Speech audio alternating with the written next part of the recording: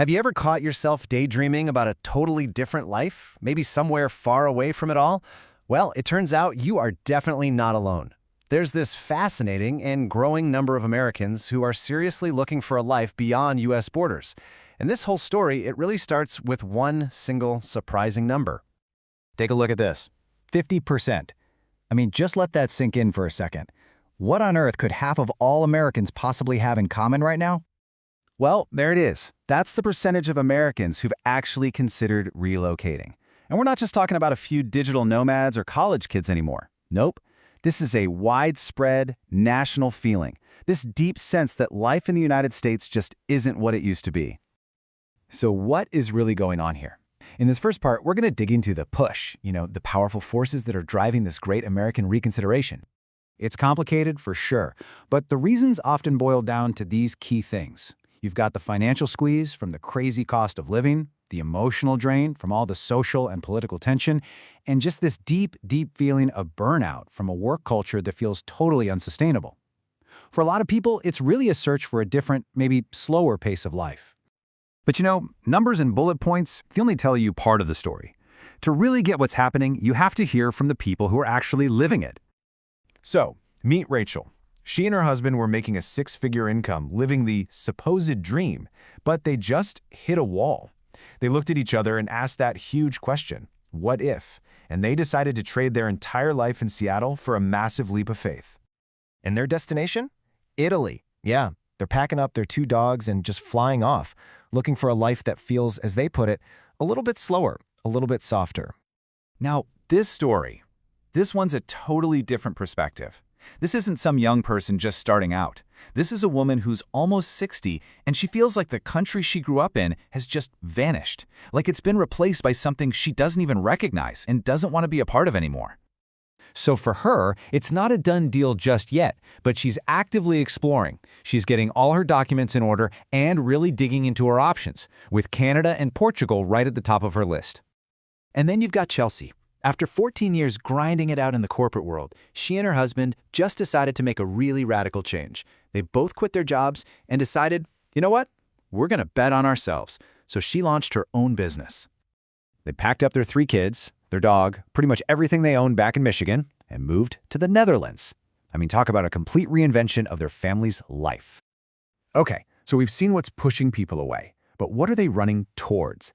This next part is all about the pull, that powerful dream of a different, maybe even a better way of living. This right here is just incredible.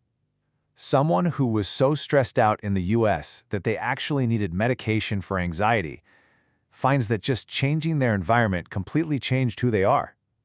The stress just dissolved.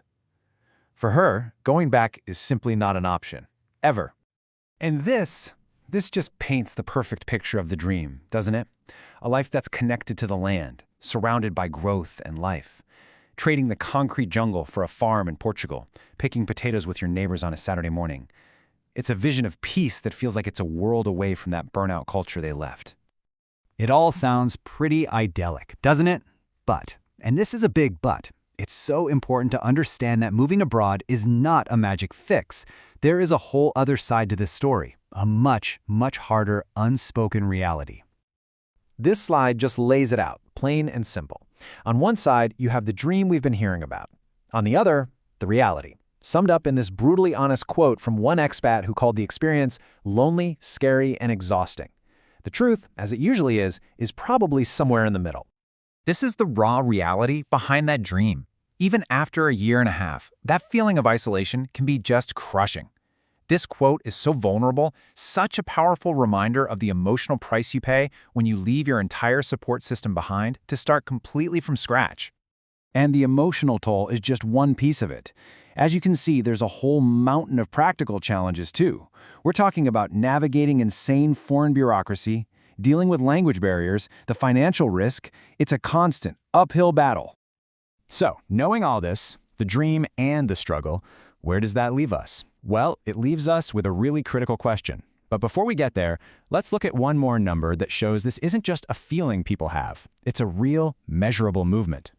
57%. Here we go, another number for you. And this one shows that people aren't just thinking about this stuff, they're actually doing it. That's the jump in Americans buying homes in Spain in just the first quarter of last year. This trend has real economic weight. U.S. citizens are now the fastest-growing group of property buyers over there. This is really happening. And for anyone who is seriously considering this, the path requires a ton of preparation. It's a journey that demands serious research, solid finances, a real moment of emotional honesty with yourself, and a plan for all the logistical nightmares you're absolutely going to face. And that brings us to the final and maybe the most important question of all. The source material asks this directly, and it's something we should all think about, whether we plan to leave or stay. What's the breaking point? What would have to happen for you to make such a drastic change in your own life? What is the line in the sand for you?